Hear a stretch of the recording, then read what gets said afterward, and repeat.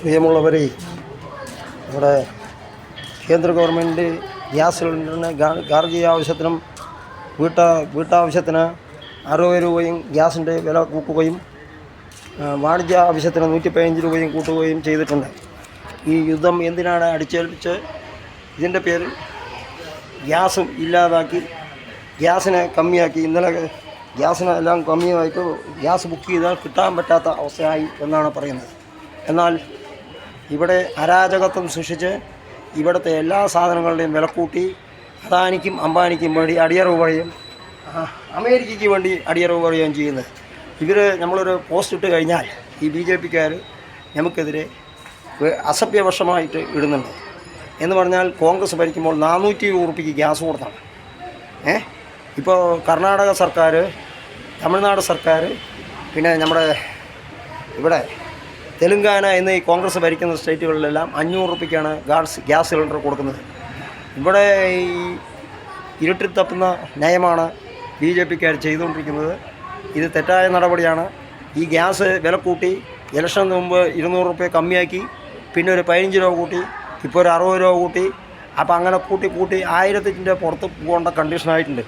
ഇപ്പോൾ UDF അധികാരത്തിൽ വരികയാണെങ്കിൽ ഇന്ന് രാഹുൽ ഗാന്ധി തിരുവനന്തപുരത്ത് പ്രസംഗിക്കുന്നുണ്ട്. രാഹുൽ ഗാന്ധി പറയുന്ന പൊതുയോഗത്തിൽ സമാപന സഭ VD സതീശൻ്റെ പരിപാടി പറയുന്നത് എല്ലാ സാധനങ്ങൾക്കും കുറച്ച് വില കമ്മിയാക്കി കിട്ടുന്ന പ്രകടന പത്രികയാണ് ഇന്ന് രാഹുൽ ഗാന്ധി കോൺഗ്രസ് അവതരിപ്പിക്കാൻ പോകുന്നത്. UDFന് വേണ്ടി സഹകരിച്ചാൽ മാത്രമേ ഇവിടെ വികസന പ്രവർത്തനങ്ങൾ നടക്കുകയുള്ളൂ. 500 രൂപയ്ക്കാണ് ഗ്യാസ് കർണാടക, തമിഴ്നാട് എന്നീ സ്റ്റേറ്റുകളിൽ കൊടുക്കുന്നത്.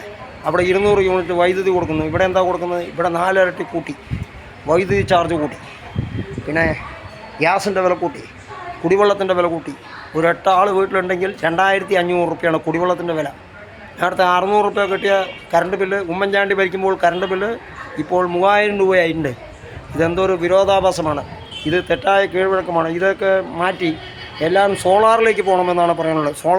സോളാറിലേക്ക് പോയാൽ 1-1.5 ലക്ഷം രൂപ ചിലവാക്കി സോളാർ എടുത്താൽ ഈ കറണ്ട് ബില്ല് കെട്ടി കേരള സ്റ്റേറ്റിനെ, കടക്കണിയിലായ സർക്കാരിനെ പിന്തുണയ്ക്കേണ്ട കാര്യമില്ല. എല്ലാ വീട്ടുകളിലും 1 ലക്ഷം 1.5 ലക്ഷം രൂപ കടമെടുത്തിട്ടാണെങ്കിലും സോളാർ വെച്ചാൽ ഇപ്പോൾ കറണ്ട് ബില്ലിൽ വലിയ ലാഭം ഉണ്ട് എന്നാണ് പറയാനുള്ളത്. പിന്നെ കുടിവെള്ളത്തിന് ഇഷ്ടം പോലെ മഴ പെയ്യുന്നുണ്ട് കേരളത്തിൽ. അപ്പോൾ ആ വെള്ളത്തിന് വല്ലാത്തൊരു വാട്ടർ ചാർജ് കൊടുത്ത് ആണ് ജനങ്ങൾ ബുദ്ധിമുട്ടും സഹിച്ച് എടുക്കുന്നത്. കുടിവെള്ളം എല്ലാവർക്കും ഫ്രീ ആയിട്ട് കൊടുത്തു പറഞ്ഞു നരേന്ദ്രമോദി. അതിനുശേഷം ഇവിടുത്തെ കുടിവെള്ളത്തിൻ്റെ ബില്ല് കണ്ടാൽ ഞെട്ടും. 2 മാസത്തിൽ 2000 രൂപ, 3000 രൂപ, 4000 രൂപ, 5000 രൂപ പലതരത്തിലാണ് 2 മാസത്തെ ബില്ല്. അപ്പോൾ എല്ലാറ്റിനും വിറ്റ് കാശാക്കുന്ന സർക്കാരാണ്. എന്നിട്ടും രക്ഷപ്പെടുന്നില്ല. കടമെടുപ്പ് മാത്രമാണ് സർക്കാരിൻ്റെ പരിപാടി. അതെല്ലാം അവസാനിപ്പിച്ച് ജനങ്ങളുടെ നീതിക്ക് വേണ്ടി പണിയെടുക്കണം. അതുമാത്രമല്ല, ഇവിടെ സംസ്ഥാനത്ത് പിന്നെ അധിക വരുമാനം ഉണ്ടാക്കുന്നതിന് പദ്ധതികൾ കൊണ്ടുവരുന്നതിനുള്ള നടപടി UDF വരുമ്പോൾ സ്വീകരിക്കുമെന്നും ഒരിക്കൽ കൂടി പറഞ്ഞുകൊണ്ട് നിർത്തുന്നു. ജയ് ഹിന്ദ്. ഈ ഇൻസ്റ്റാഗ്രാം, യൂട്യൂബ്, ഫേസ്ബുക്ക് എല്ലാം ലൈക്ക് അടിച്ച് ഷെയർ ചെയ്യണമെന്ന് ഒരിക്കൽ കൂടി താഴ്മയോട് അപേക്ഷിക്കുന്നു. MLA സ്ഥാനാർത്ഥിയായിട്ട് നിൽക്കുന്നുണ്ട്. TV ആണ് ചിഹ്നം. എല്ലാവരും വോട്ടുകൾ രേഖപ്പെടുത്തി വിജയിപ്പിക്കണമെന്ന് വിനയപുരസ്സരം അഭ്യർത്ഥിക്കുന്നു. ജയ് ഹിന്ദ്.